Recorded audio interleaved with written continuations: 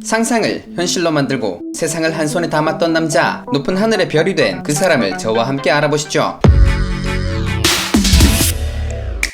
때는 1955년 미국 캘리포니아 샌프란시스코의 한 마을에서 세상에서 가장 혁신적인 기업 애플의 수장 스티브 잡스가 탄생합니다. 하지만 그리 축복받는 탄생은 아니었습니다. 그가 태어남과 동시에 잡스 부부에게 입양을 보내줬기 때문이죠. 이유인즉 스티브의 생모인 조앤 시블의 아버지가 스티브의 생부인 시리아 출신의 무슬림 압둘 파타 존 잔달리와의 결혼을 결사반대했기 때문입니다. 엘리트 과정을 밟았을 법한 잡스는 부유한 가정 환경도 아니었으며 특별할 것도 없는 남보다 조금 더 공부를 잘하는 수준의 아이로 성장하게 됩니다. 공부보다는 사고 치는 것이 더 어울리는 학생이었죠. 그를 가슴으로 길러준 아버지 폴 잡스의 중고차 수리 재판매 일을 어깨너머로 배웠지만 기계를 다루는 일보단 아버지가 부품을 사기 위해 흥정하는 모습을 더 흥미롭게 지켜보았다고 합니다. 어쨌든 차고 안에서의 잡스는 아버지의 철학을 이어받아 보이지 않는 뒷면까지 신경을 쓰는 것이 중요하다는 신념을 애플의 디자인 철학에 녹여내게 되었습니다.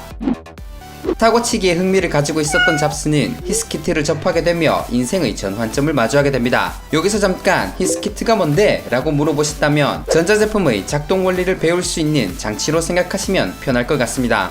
잡스가 고등학생이 되던 해 다시 한번 인생의 큰 도약점을 마주하게 됩니다. 바로 애플의 공동 창업자 스티브 워즈니악을 소개받은 것인데요. 잡스는 그와 함께 애플의 탄생에 크게 기여할 블루박스를 제작하고 판매하기도 했습니다. 시간이 좀 더 흘러 스티브 잡스는 게임 개발사 아타리에 취업을 하게 됩니다. 무작정 아타리의 로비로 찾아가 채용해줄 때까지 버티기를 한 것이었는데 우여곡절 끝에 취업하게 되었고 몇몇 개의 게임이 개선될 수 있게 해주었습니다. 아타리의 창업자 놀런 부슈널은 잡스를 높게 평가하였고 브레이크아웃, 일명 벽돌 깨기 게임을 설계할 것을 맡겼습니다. 조건은 게임기에 들어갈 칩을 50개 미만으로 사용하면 줄어든 칩에 비례해 보상금을 지급하겠다 이었는데 잡스는 보수의 반을 제시하며 워즈니악의 도움을 요청하게 되죠. 워즈니악은 불과 4일 만에 45개의 칩으로 설계했고 잡스에게 $350를 받게 됩니다. 물론 아타리에서 지급한 금액은 $5,000라고 하네요. 사실 잡스의 성격은 개차반인 것으로 명성이 자자했습니다. 때는 1976년 한적한 동네의 한 차고에서 위대한 도약이 꿈틀거리고 있었습니다. 그 속에는 스티브 잡스와 스티브 워즈니악 그리고 로널드 웨인이 있었죠. 그들은 애플 원 컴퓨터를 제작하였고 애플 컴퓨터 컴퍼니라는 상호로 창업하였습니다.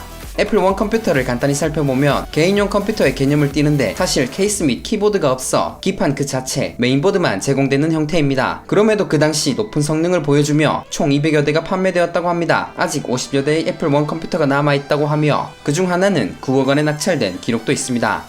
각설하고 성공적 출발을 한 애플은 애플2의 개발로 날개를 단 듯 성장합니다. 그러나 마이크로소프트와의 계약 문제가 발생하면서 빌 게이츠에게 컴퓨터 시장 자리 1위를 내주고 말았죠. 그 뒤로 애플 리사의 부진과 여러가지 삽질들의 향연으로 잡스는 애플의 수장 자리에서 내려올 수밖에 없었죠. 스티브 잡스의 부재 탓이었을까요? 애플은 지나친 제품 확장, 차세대 운영체제의 개발 실패 등으로 부도 직전까지 몰리게 됩니다. 결국 애플은 스티브 잡스가 넥스트에서 개발한 운영체제를 차세대 운영체제로 선택하게 되며 넥스트 인수와 함께 스티브 잡스를 다시 경영자로 내세우게 됩니다. 그 이후로 아이맥, 아이팟, 아이폰, 아이패드를 출시하며 지구에서 가장 영향력 있는 기업으로 성장하게 되죠.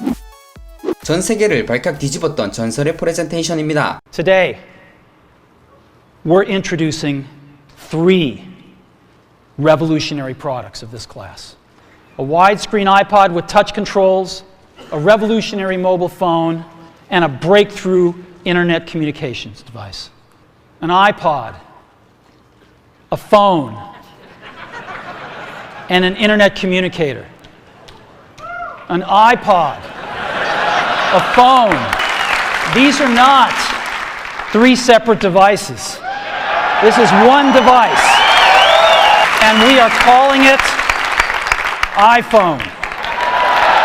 핸드폰과 인터넷 산업을 비약적으로 성장시켰으며 생활과 관련된 모든 체계를 뒤바꿔버릴 아이폰의 등장이었습니다. 재미있는 사실은 아이폰을 처음 시연했던 프레젠테이션이 사실 사과나무를 뿌리째 뽑아버릴 뻔한 재앙이 될 수 있었다는 것입니다. 사건의 전말은 발표 당일로 거슬러 올라갑니다. 잡스의 발표가 있기 전 스텝 대기실이 술 냄새로 가득했는데 애플의 앞날에 가장 중요한 날 모든 직원이 술에 취해 있었던 것입니다. 왜 그들은 술에 절어 있어야만 했던 것일까요? 잡스가 발표하는 단상을 보면 앞과 옆면이 막혀 있습니다. 여러 대의 아이폰을 숨기기 위한 장치였던 것이죠. 그렇습니다. 발표 당일 날까지 아이폰은 완성되지 않았었고 언제 작동이 멈출지 모르는 상태였습니다. 이에 대응해서 다른 프로그램을 실행시킬 때마다 아이폰을 바꿨던 것이었죠. 직원들이 술을 마신 이유는 부담감이 너무 컸기 때문에 제정신으로 발표를 볼 자신이 없었던 것이었습니다. 그러나 결과는 대성공이었습니다. 천운이었죠. 아이폰이 그렇게 제대로 작동되는 것은 개발자도 처음 보는 것이라고 할 정도였으니 아무튼 아이폰은 6개월 뒤 런칭을 했고 초대박을 쳤습니다. 그리고 이어지는 두 번째 전설의 프레젠테이션.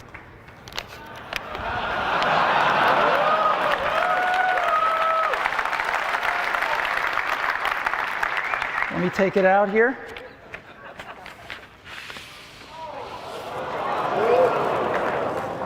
This is the new MacBook Air, and you can get a feel for how thin it is. Yeah, there it is.